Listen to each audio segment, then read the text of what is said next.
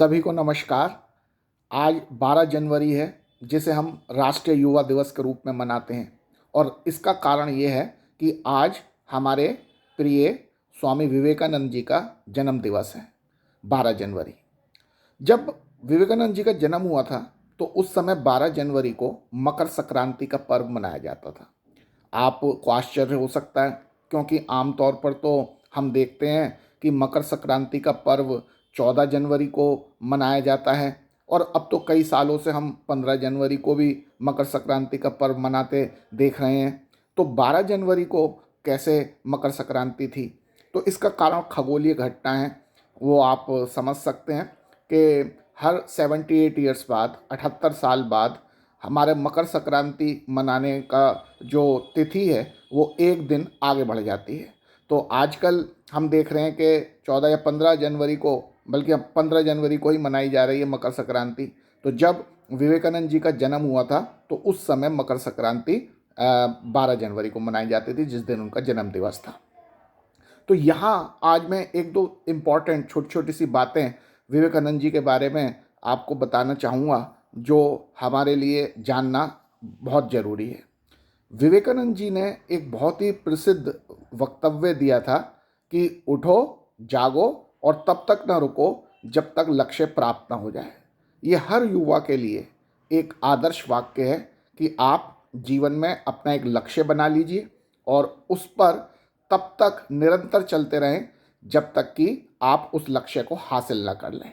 रुकिए नहीं, झुकिए नहीं, सोइए मत, विश्राम मत कीजिए, लगातार अपने लक्ष्य की तरफ आगे बढ़ते रहिए। ये सीख हमें विवेकानंद जी के जीवन से मिलती है, इसीलिए हम उनके जीवन को, उनके जन्म दिवस के इस शुभ अवसर को हम राष्ट्रीय युवा दिवस के रूप में मनाते हैं। और भारत सरकार ने पिछले कुछ वर्षों से इसी युवा दिवस को भारत के अंतर्राष्ट्रीय प्रवासी दिवस के रूप में मनाना भी प्रारंभ किया है। क्योंकि आप जानते हैं कि हमारे विवेकानंद जी शिकागो में पहले ऐसे संत थे भारत के, जो अमेरिका की धरती शिकागो पर पहुंच के वहाँ पर जो धर्म संसद हो रही थी, वहाँ पर उन्होंने भारतीय संस्कृति, सनातन संस्कृति को पूरे विश्व के सामने उजागर किया था।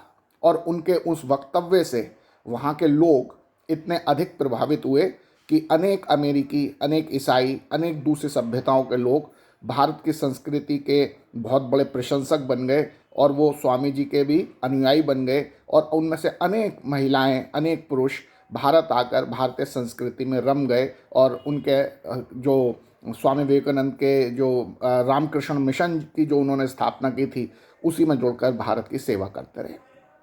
स्वामी विवेकानंद के जो गुरु थे वो थे रामकृष्ण परमहंस, और उन्हीं से उन्होंने वास्तविक ज्ञान की शिक्षा प्राप्त की थी।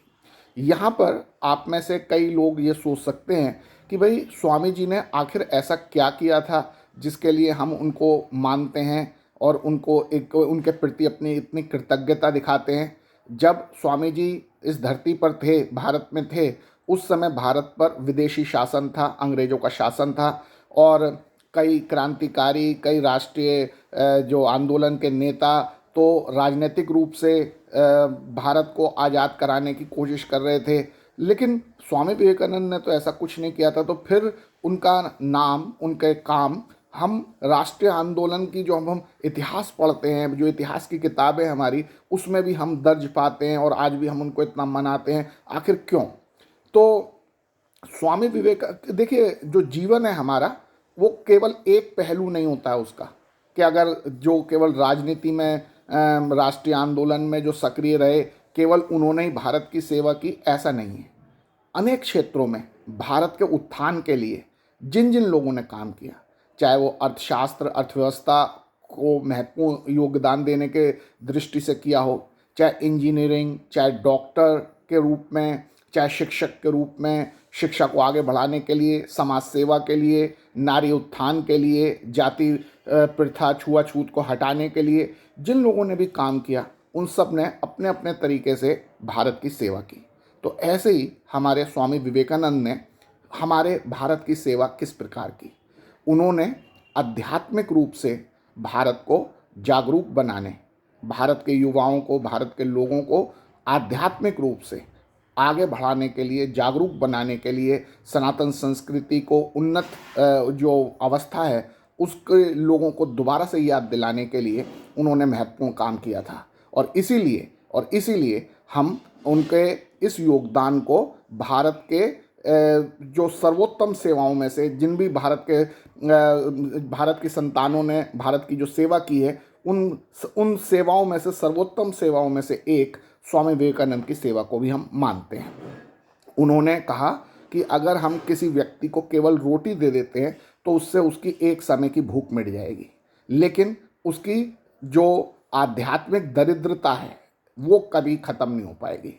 अगर हमें लोगों को सशक्त बनाना है, महान बनाना है, अपने देश को आगे बढ़ाना है, तो हमें लोगों की आध्यात्मिक जागरूकता पर भी काम करना चाहिए, स्पिरिचुअल अवेकनिंग पर भी काम करना चाहिए।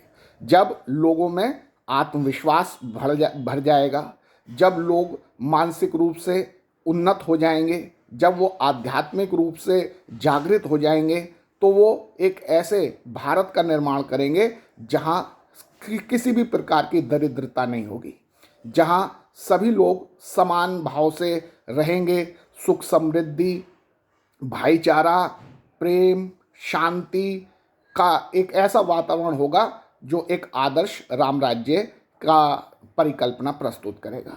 तो अगर हम केवल अंग्रेज़ों के खिलाफ लड़के जेल में जा रहे हैं या किसी भूखे को रोटी खिला रहे हैं, वो सब भी अपने आप में महान कार्य हैं, लेकिन जब लोगों को स्पिरिचुअली अवेकन कर रहे हैं, आध्यात्मिक रूप से हम जागृत कर रहे हैं, उनके मस्तिष्क को, उनकी आत्मा को, उनके मन को मजबूत बना रहे हैं, उनमें भारत के प्रति स्वाभिमान जागृत कर रहे हैं, उनमें मानवता के प्रति करुणा का भाव पैदा कर रहे हैं, तो ये भी भारत की बहुत बड़ी सेवा है और ये हमारे स्वामी विवेकानंद ने करके दिखाया। उन्होंने कहा कि जो किसी भी प्रकार के जो अंधविश्वास हैं उनसे हम आगे बढ़ें और युवाओं को सबसे पहले निर्भीक होने की बहुत ज़रूरत है। उन्हें अपने आप को निडर बनाना है और साथ ही अपने आप को शारीरिक रूप से मजबूत बनाना है। वो कहा करते थे कि युवाओं के लिए गीता पढ़ने से भी ज़्यादा महत्वपूर्ण है कि वो फुटबॉल खेलें, अपने शरीर को मजबूत बनाएं, और फिर जब वो शरीर उनका मजबूत हो जाएगा फुटबॉल खेलकर, तब जब वो गीता पढ़ेंगे तब उनके वास्तव में तब उनको गीता का सार वास्तव में ज़्यादा अच्छे ढंग से समझ में आएगा। तो ऐसे ही महान एक प्रेरणादायी व्यक्तित्व थे हमारे स्वामी विवेकानंद जी। आज उनका जन्मदिन है, तो आप सभी को स्वामी विवेकानंद जी के जन्मदिन की शुभकामनाएं। और उनके जन्मदिन को हम राष्ट्रीय युवा दिवस के रूप में मनाते हैं, तो राष्ट्रीय युवा दिवस की शुभकामनाएं। और हम भारत के प्रवासी लोगों के सम्मान में भारत प्रवासी दिवस मनाते हैं, इसके लिए भी शुभकामनाएं। और इस दिन को भारत प्रवासी दिवस क्यों माना गया, क्यों इसको मनाया गया?